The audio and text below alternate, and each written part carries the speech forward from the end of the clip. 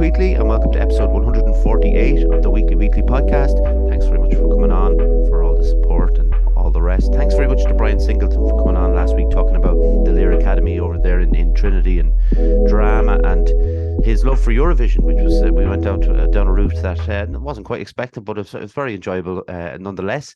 I also want to say thanks for your support over there on the Buy Me a Coffee thing and the people who've jumped on. But listen, we're going to get into today's episode. Most importantly, my guest today is a psychotherapist, and his name is Seán Tarpaigh. I hope I pronounced that right, Seán.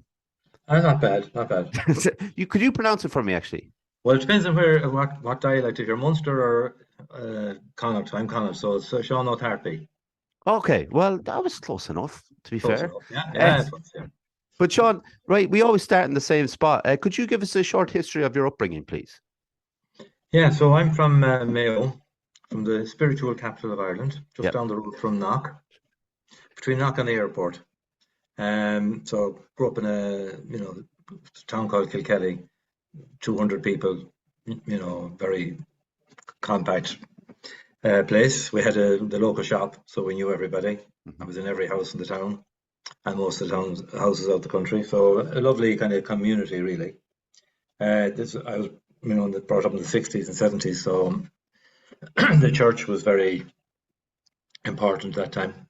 And again, I had a very, mostly very good experience of all that, and I liked all the rituals and all the rest of it, and it gave a shape to things and a great sense of community and all of that, plus having the shop and all that sort of thing. And so I briefly went to boarding school in Galway, which I didn't fancy, and hooped it out of there.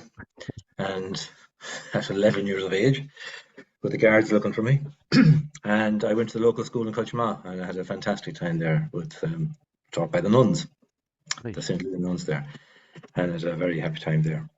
And after that, it was kind of a lot of different things. I don't know if you have time to go into them all, but sorry, up to yourself. Anyway, well, one stage I was going to be a priest. I went to Africa for a summer when I was 19. I was studying quantity surveying, God between us and all harm. And anyway, I went and had a great time there too, but I realized that wasn't for me. And I actually saw that, the church was actually it was like another wave of Western colonization in a way. Not deliberately, a lot of people were doing a lot of good work and everything else. I wouldn't knock that at all and dedicated their lives to it. But I didn't like the idea of bringing Western culture over there to them, because I was very much in tune with Irish language culture myself, and I was aware of that kind of colonial sort of process, if you like. So that was the end of me and the church at that stage anyway. And but I still have that kind of spiritual, I suppose, feel. Always had that. It's more now about meditation and mindfulness and therapy, really, as a spiritual practice, I would say, too. And anyway, I did various things from there on. I suppose eventually I went back to university when I was 28 and went to university in London to do drama. So nice segue from your previous guest. And I studied English and drama at university in Royal Holloway, just outside London, which was a fantastic experience, and then became a professional actor out of that. God between us and all harm again. And had a one-man show, which was quite successful, took it to Edinburgh Festival, to Dublin Festival, and all around Ireland, and got jobs out of that and became an actor. Then I worked as a artistic director of Tarpaigh in Galway, with my interest in the Irish language. And that was the time T.G. Cahir was starting up, so I got a job. I started working in T.G. Cahir then as an actor on the soap Russ na Rún. And my claim to fame, if there is one, is the first gay kiss on Irish television. Oh, really? Yeah. So that's a video I pull out of my YouTube when I'm trying to impress anybody. Yeah. And so I was doing that then for about 8 years. I got a house in Galway, luckily enough, and after about 8 years of that, I thought, oh God, this is getting a bit, I don't know, where is this going really? Mm. And the usual midlife, this was like midlife crisis, early 40s, or as I call it, second puberty. Mm-hmm. You start losing hair, where in the first puberty you started having hair. So it's kind of, but there's a sort of a psychological component to that as well. Yeah. I think, and I actually think they should, we should take it, probably there should be a proper name for it and rituals and stuff around it, because I think there is something that happens around midlife. Mm-hmm. And Carl Jung talks about that, the first half of life we kind of live to impress parents often, our society, and we often find in midlife that we wake up and think, this isn't me, or I'm not happy at this, or something happens, or you have a divorce, or something like that. And if you have, he says, then there's a crisis, midlife crisis, but that's an opportunity to shift your sort of your focus to what do you want to do, not trying to impress other people. Yeah. Internal focus rather than external focus, as we say in therapy. And I've seen that quite a lot. So anyway, after that, my own one, I didn't know what I wanted to do. I just didn't know, I wasn't happy doing what I was doing. And I went to India. I was doing yoga at the time anyway, and I went to India to an ashram for 6 months. And I studied there for 6 months, and it was a fantastic experience. No television, no newspapers, no radio, no news of any kind for 6 months. Complete blackout. And funny enough, in India, of all places, no spices, no onions, no garlic, nothing. So I lost my in India. I lost my taste for all of that stuff. But it was very interesting. Like when every now and again we would be allowed out into the local town, and we would have a spicy meal or something like that as a treat. But you'd notice the difference in your energy when you came back. Yeah, it's quite striking. Yeah. So anyway, after 6 months, it really showed me how dulled our senses are normally by tea, by coffee, by media, by sugar, all the rest of it. So I came out of there hopping after 6 months, high and really sensitive and everything else. And I remember going on a train to Delhi from where I was in Munger, which is about 4 or 5 hours. And somebody had a magazine there, I don't know, Newsweek or something, and I opened it up and was flicking through it. And I don't have a watch like that. I don't have a Rolex. I'm not famous like Matt Damon. And you could feel all this little stuff getting into your psyche. And I threw it away. I thought, God, that's very interesting. Normally we wouldn't be sensitive to that kind of stuff because we're surrounded by it the whole time. But it really showed me how kind of poisonous it is, and it does go in under the radar. And a few extraordinary kind of things happened to me when I came back as well. And just coincidences, you might call them, but just that very kind of, I was very sensitive. And anyway, when I was there, I had dreams of red double-decker buses. Okay. I thought, London was kind of running around in my head. And then somebody, when I came back, was doing a play over in London, The Merchant of Venice by Shakespeare. And I thought, fuck it, I'll go over and do it. And then I remember walking down the street one day with a friend of mine, Victoria, and down Key Street in Galway. I said, I'm going to sell my house and move to London. Just like that. Again, having come back from India, maybe I was a bit in tune with my intuition, put it that way. Anyway, off I went. Sold the house. I didn't look back. Just banged the door behind me and off. Sold it. And got, a good deal.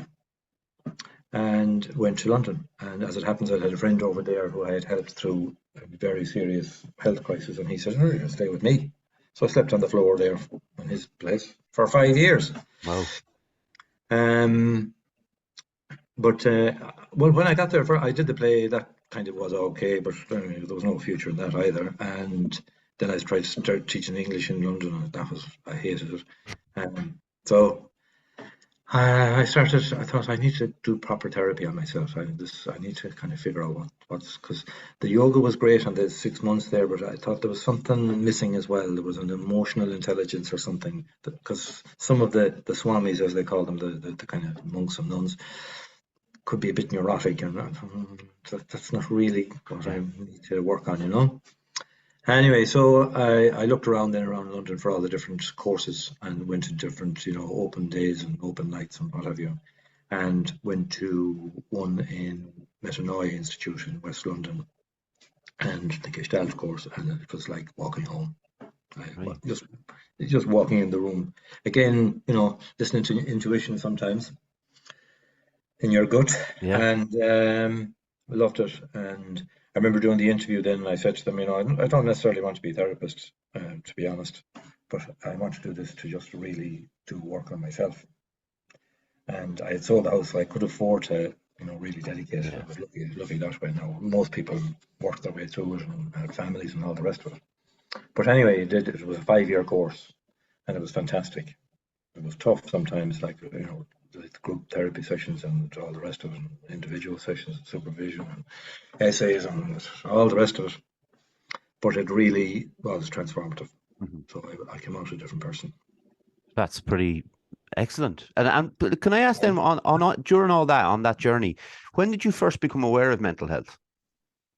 Well, it's interesting you ask that, because I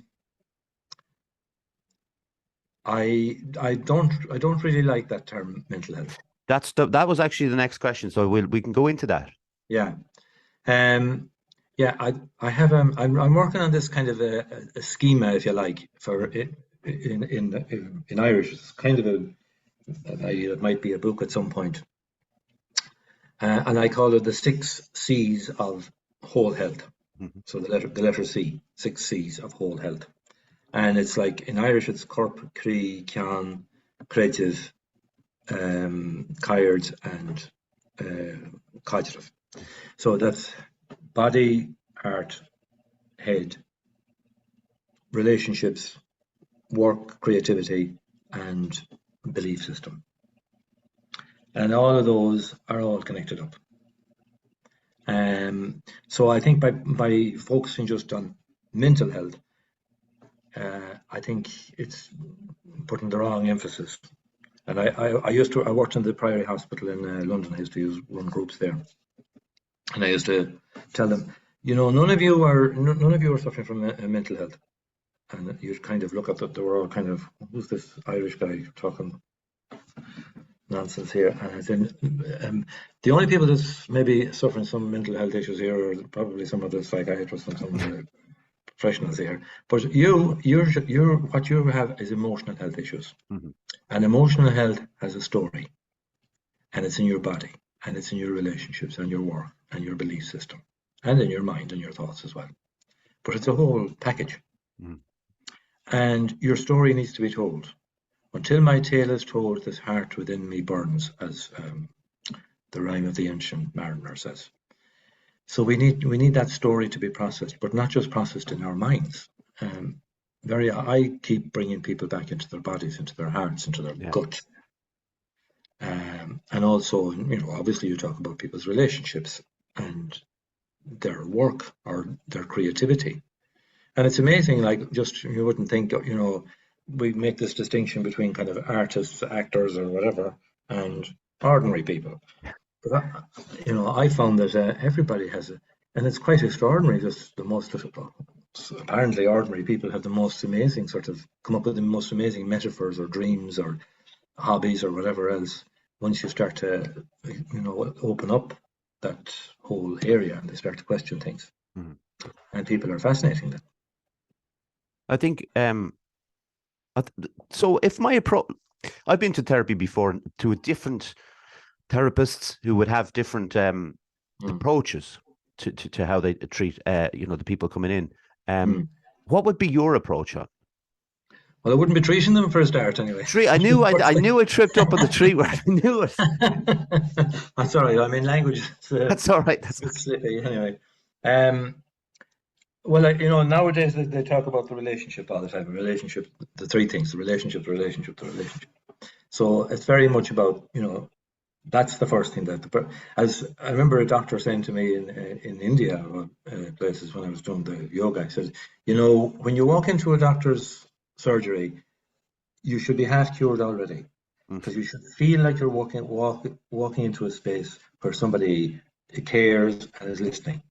It's very hard for doctors to do that these days because they're all so rushed and stressed and all the rest of it. So again, with therapy, it's like, okay, just to build that sort of connection with people, and not just as a sort of therapy technique or something like that, but from the heart to try and reach out to the other person. Yeah. And this is huge. If the person really feels that connection, and then you can open up all that. Now it can take a long time, and I have clients for one of them is for 12 years or more.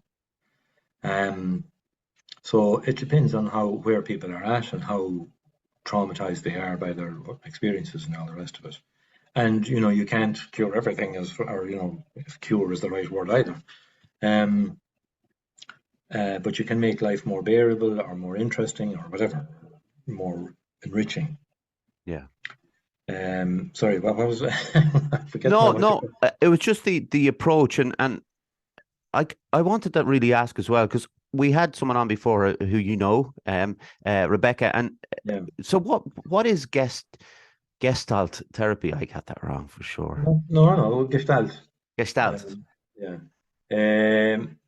Well, again, it's kind of like, I would say, holistic. So it's not unlike the kind of schema I was describing, really, and it takes from all the different theories, if you like, and tries to make something whole out of them. Right.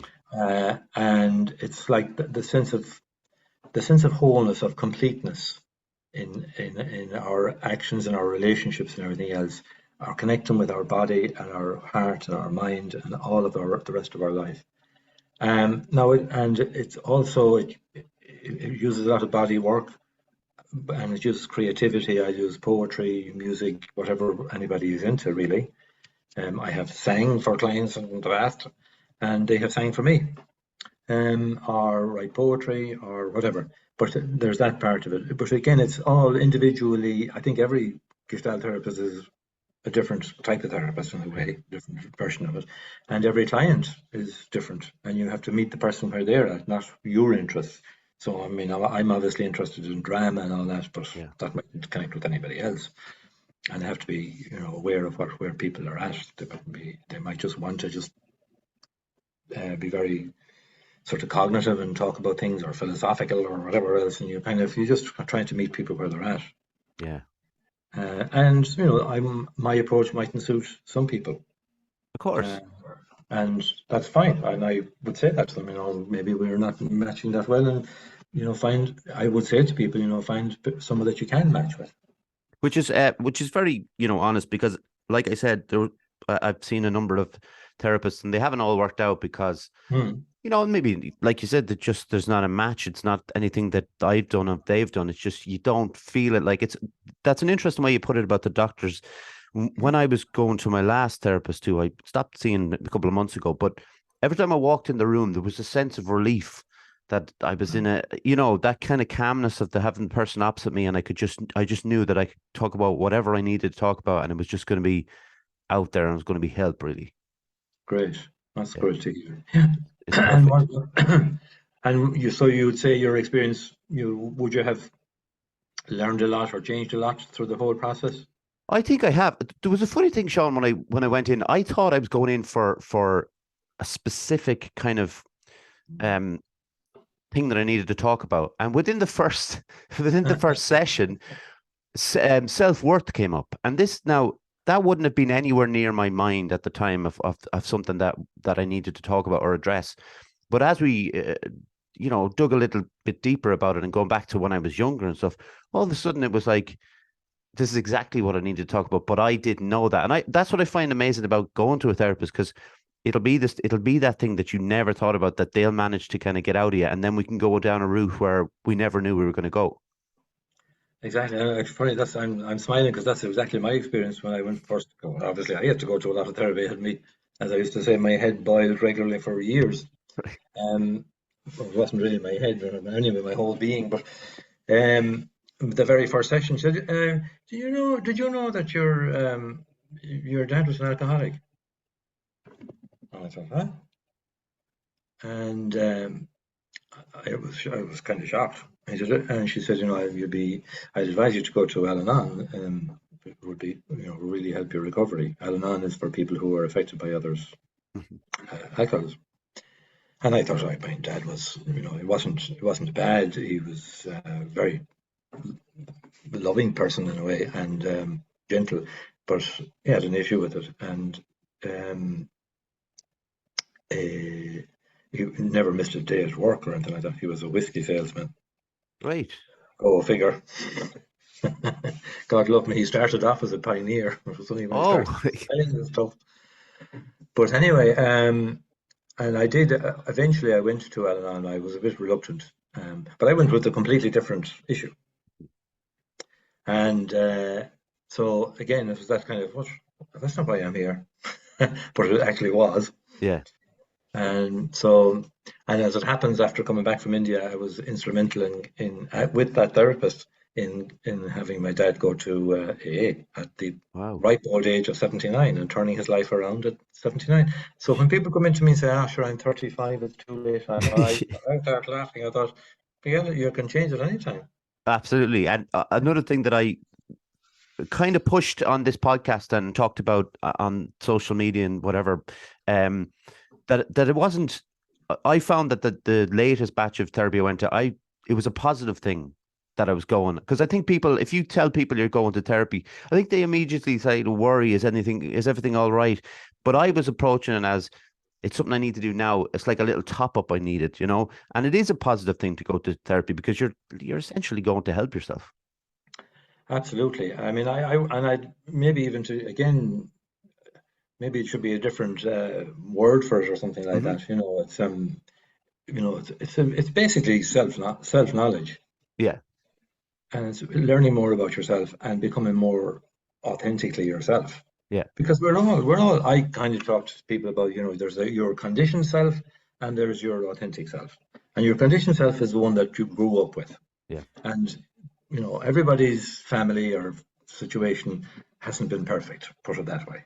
Some of it has been awful. But one way or another, we're conditioned in one way or another, and it can catch up with us, especially, again, as I say, when we middle age or we get married or something like that. So it's just a matter of exploring who I am in the world, what I want to do, what do I really want. That kind of the 4 o'clock in the morning person. Yeah. Yeah. I know that person. Who's that? Who's your man? Yeah. And what's he about? And what does he need? Yeah, I get that. Listen, can I crowbar an ad in here and then we'll get back to it if that's all right? There's never a good time to throw an ad in a podcast, Sure, but straight in there, don't we'll mind. just go for it. So, Fusion Training Centre, Monksland Athlone, a place to train in Brazilian Jiu-Jitsu, kickboxing, martial arts and CrossFit. A great atmosphere with experienced coaches and a real sense of community. If you want to join the team, find us on Facebook at Fusion Training Centre or drop in for a chat. Fusion Training Centre, train like a warrior. There we go. So, Seán, I wanted to talk about mindfulness because it's a big part of what you speak about. And it's a word that gets kind of a word that you're not really fond of. Is that fair to say? And how would you describe it? And how do you bring it to your therapy sessions? Well, I like to call it heart and mindfulness, or in a way, it's kind of mind emptiness, in a way. Yeah. But yeah, it's not actually. I have a video on YouTube in Irish, but it's one of the few meditations available in Irish, and I call it Lornu, which kind of means centering. Okay. So it's more like centering, I think, is a better maybe description of it. Yeah. And again, to talk about being your authentic and conditioned self, like centering in who you really are. And in your body, in your heart, in your mind, and that they're all working in tandem and not against, because very often there's a massive battle going on inside us. Mm. Self-hatred, and I've been there myself. Yeah. Thankfully, not that it feels like hard to believe now, but I was very, very self-critical. But it's let's call it centering. Yeah. It's about, again, connecting more profoundly with yourself at all levels and with others. Noticing a lot of the thoughts are a load of nonsense. Yeah. I've done the Vipassana, the same as Rebecca has done the Vipassana retreats. Now, these are pretty intense, 10 days of silence, 10 hours a day sitting on your butt in silence. So you get a pretty good notion of your mind at that stage, and your body is fairly aching as well. But it's like you think you can only go over these things so often in your head of 10 hours, 10 for 10 days. Here we go again. I'm thinking of this, I'm thinking of that, fantasies about this, that, and the other, fears about this, that, and the other, the past, up, down, back, forth. The image that came to me was like a primary school playground at lunchtime with all these kids racing around. That was the image that came to me of my mind. So Yeah. I think this, I think that. And so now it's not that it even stops with that I do a meditation. It's just that I don't connect to it as well as the same. So it's like, I think that. So what? You think that? It's just a thought. Thoughts, schmaltz. Yeah. And I use that phrase, the mind the gap phrase. Yeah. It's like gap the mind. Right. So if you have a tiny gap at all between you and your thoughts, that's revolutionary. Because then you're not attached, then you're not stuck to these thoughts. I wrote a little poem once. That's an Irish haiku, by the way, a poem. Oh, is that okay? I think this, you think that, yet another philosophical spat. Nietzsche's horse knew better. Truth lies in the universal heart. Nice. If you don't, in reference to Nietzsche, he went mad when he saw a horse suffering, and he went over and cried and helped the horse. Oh. His heart opened. This was a man who was all up in his head and intellectual and all the rest. I think this and whatever, Superman and all that. But it was the suffering horse that really broke him down. His heart just opened, and his mind never came back after that, unfortunately for him. But anyway. So go on. So the thing about this, because I read this, but you wrote a piece about it, and it ties in with what you're saying about mindfulness and being in one's head. A lot of people hate the idea of, whether it's centering or meditation or whatever it might be, sitting with their own thoughts. It's one of the more frightening things they can think of. Or maybe sitting with their own feelings. The anxiety and depression or whatever, worries and all that sort of thing. Yeah. There's the famous phrase, what we resist persists. So you can resist it all you like, but it's still going to be running the show until you actually, and you might as well just open up to it and say, what the hell is going on here? Well, when people come to me, would say, always when someone says, I have anxiety, for example. Well, just that even way of phrasing it, I have anxiety. It's like I have a cold, or I have. Well, that's not what's going on. Now, the word anxiety, the etymology of anxiety means to tighten. So I asked them okay, can you rephrase that as I am tightening?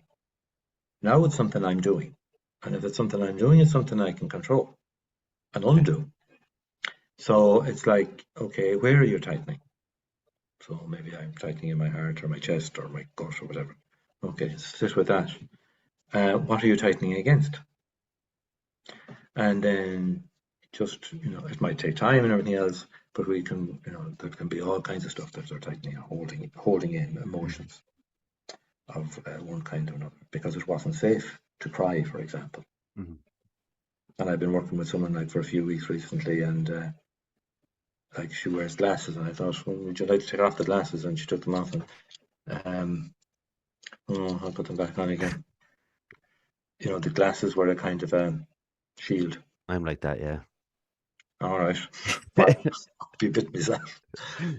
Yeah. I think I'm a bit like that with coats as well. If I go into a place, it's almost like I feel like your shield is the perfect word for it. It's like as if the coat is somehow protective. If I go into a pub or something, or Mm. or you know a restaurant, I leave the coat on, and it's bizarre to think that in my mind that's the thing that's helping me or keeping me safe. Which and like it's like you use your use of words there with tightening and stuff, and how Mm. this power of words. And even when you said then you're in control, it's amazing. I'm thinking because I would say, and I'm gonna put my foot in it again, but I would say I have anxiety and I'm being treated for and things like that. Oh, yeah. So I never thought of that as a tightening, and then it being something that you can control, and how the power of almost it's like a thunderbolt or something comes hit your head, and you're like, it's the power of words it really is Yeah. incredible when it comes to it.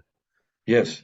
Yeah. Well, that's interesting with the coat there now. I mean, that's something to work on. I'm sure there's a very good reason for it, and I Mm. wouldn't say, be taking it off all of a sudden or anything like that. Yeah, You're protecting yourself, and you need to protect yourself.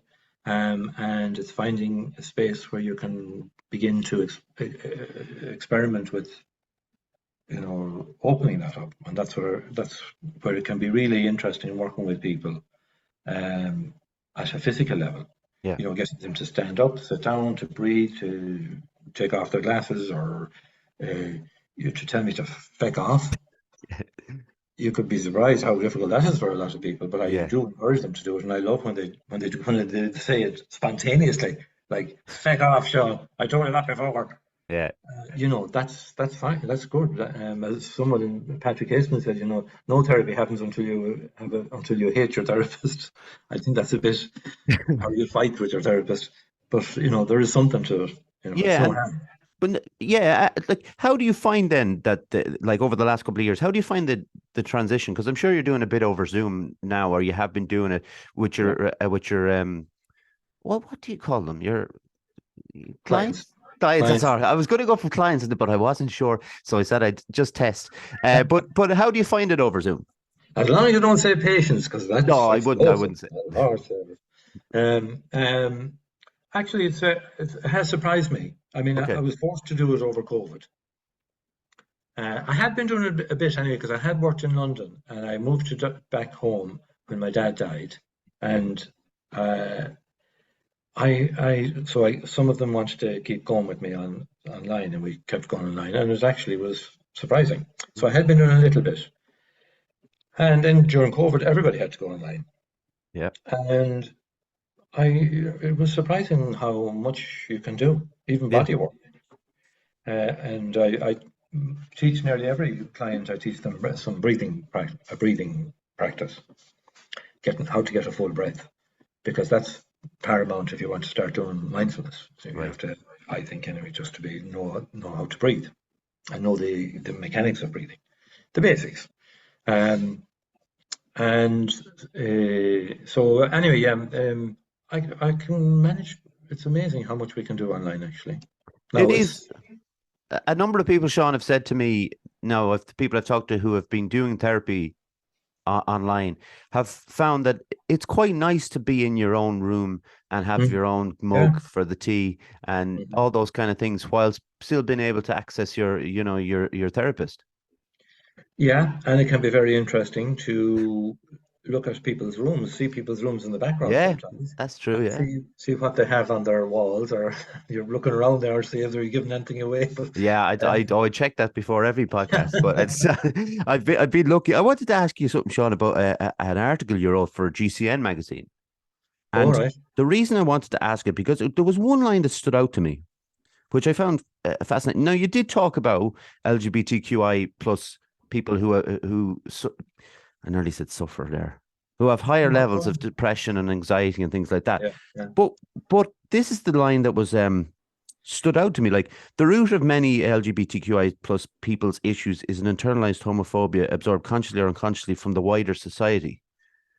mhm. Can you to break that down for me a little bit? Well, again, it's like when I talk about the conditioned self, it's Yeah, impossible not to absorb this stuff, you know, I Right. think, to one degree or another. And again, I found it with LGBTQI clients that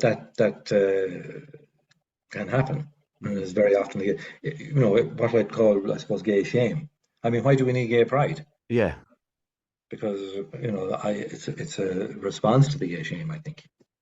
Again, it's not a very comfortable thing for maybe gay people to, and I'm gay myself, so it's not comfortable to maybe speak about. Yeah. Of course. But of Yeah. course, the word shame is to hide. Yeah. Again, the etymology, I like looking at these words and what they actually mean. It comes from to cover or to hide. Yeah.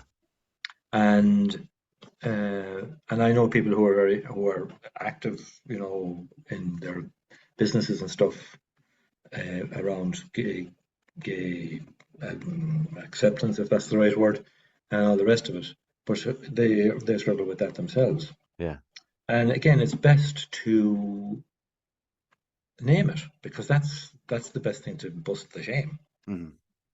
Um, there's a book called The Velvet Rage by a therapist in California about all of this. And he's a gay therapist, and he's written about how that leads to higher levels of alcoholism or drug abuse or sexual addiction or all the rest of it, depression and suicides, whatever. Now, it's much better than it used to be. But again, it hasn't gone away completely, I wouldn't say. Of course. And, Yeah. Yeah. and I wouldn't say it's only just the LGBTQ community either. Mm-hmm. You know, there's internalized sexism with women, Yeah. and they shut themselves down, or they feel they can't speak maybe in meetings. They absorb that as well, that the men are more powerful or whatever else. You know, I've come across that too.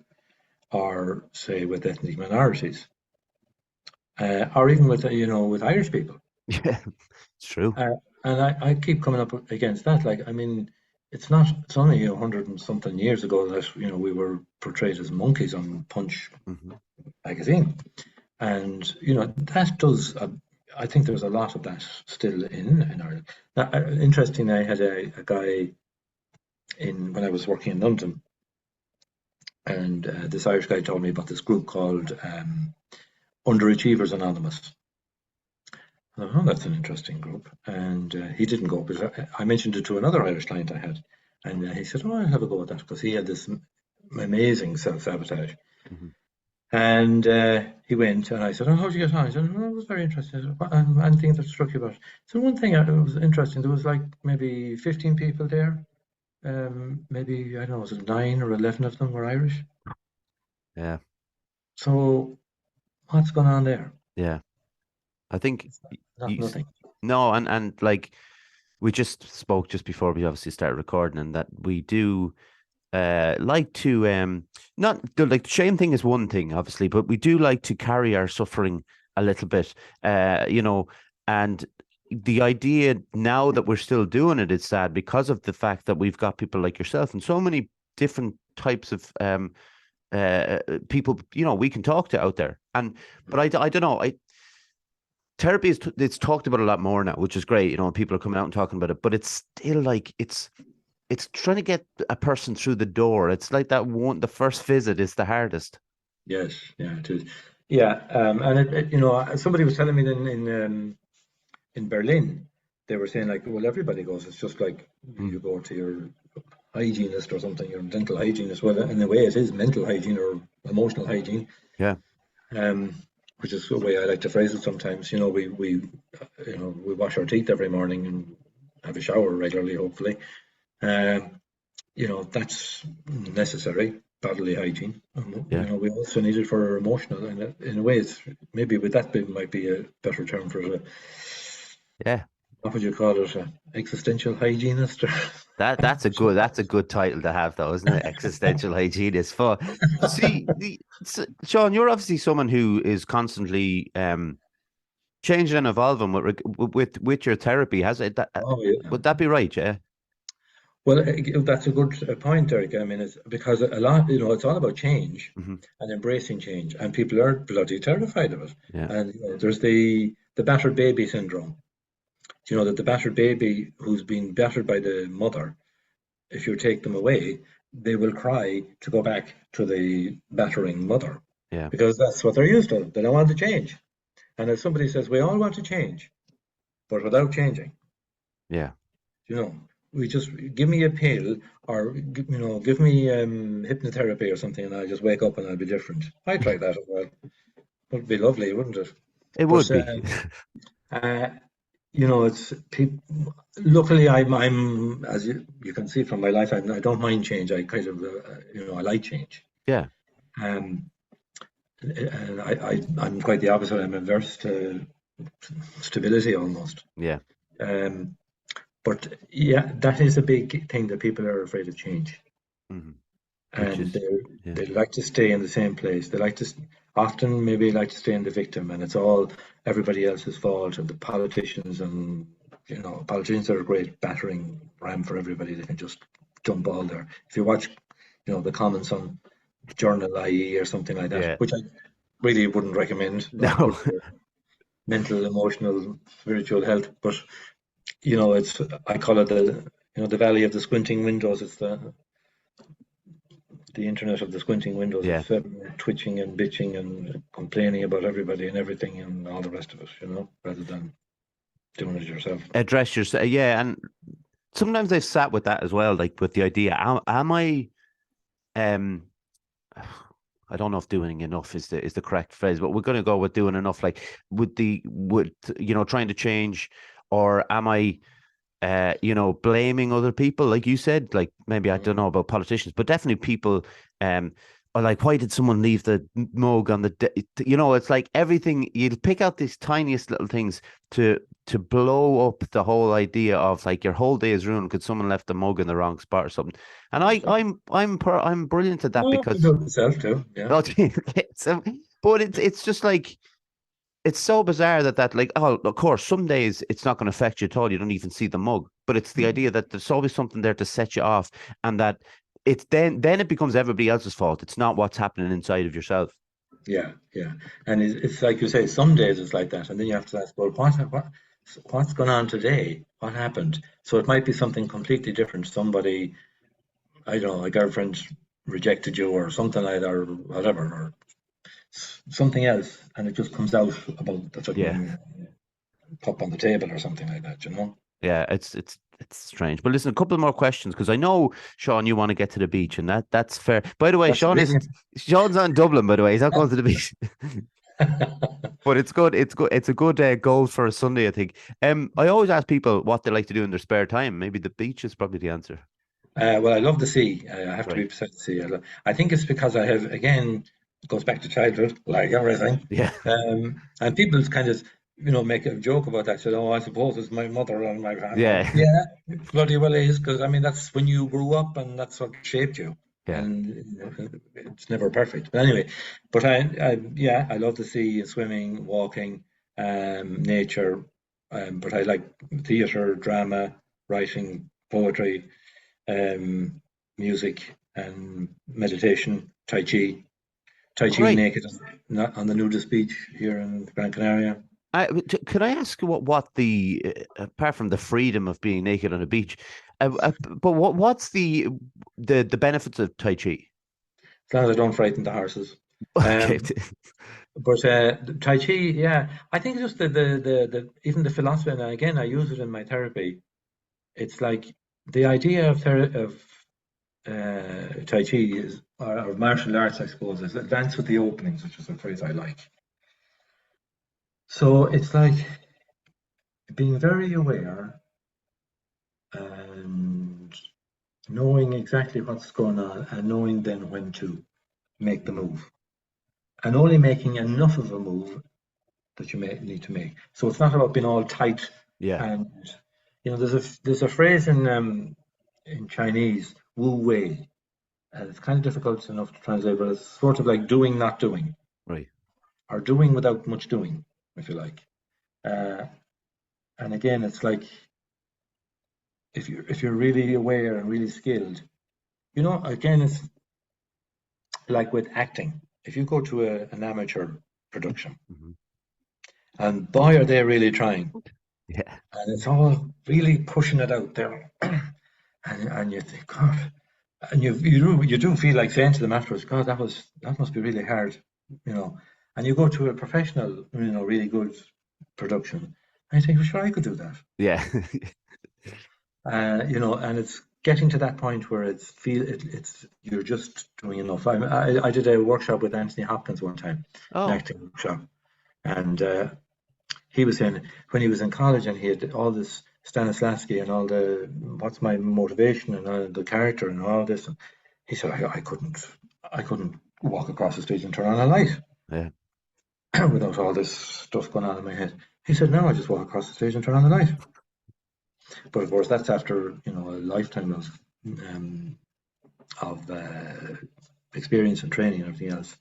So there's a kind of a point, it's again the Tai Chi teaches you, or that just by you don't have to strain against the world, you don't have to battle against the world, against yourself. You don't have to play the victim. I like that the drama triangle model of victim, rescuer, and persecutor. Mm-hmm. And we all kind of move around that. We're either a victim, a rescuer, or a persecutor. And people love to be in the victim role, and then you can blame everybody else and all that kind of thing. And the antidote to that is taking responsibility for your own life and your own self in a gentle way. I mean, and not, and minding yourself and creating your own boundaries and thinking, well, this is what I want, and that's fine if you want that, but not in my space, etc., etc. Being able to say no when you mean no. Yeah. But all of that I learned, that's all of a part of the therapy. For me, is the same as it's a kind of an extension of the therapy, the whole philosophy of Tai Chi, and all the movements you have to be. It looks quite simple. And I'm doing it for years, and every time I'm doing it, I could do this or I could do that, or you have to be aware of all the different movements that are going on all the time, because it's easy actually just doing them, but to be aware of them and to do them in a nice, smooth, flowing way that one flows into the other, and that you're not stopping and starting. There's a whole flow to it, and that that's what you want your life to be like. Of course, it sounds very nice, actually. To be honest, it sounds something I should try. But so if Seán, if people like the what you're saying and the swagger and all that, where can people find you? Swagger? Do you think there's a why swagger? I have a website, Cron Counselling. So they can. Yeah, I'll put it up in the description anyway. Yeah. And yeah. I'm very, very happy to talk to anybody. Brilliant. Well, you can't ask for more than that. Seán, you've been a terrific guest. If I can hold you up for one more minute, I need to. No rush. That's all right. Yeah, sure. Oh, I know, but if the beach was calling me, I'd be out of here already. You know.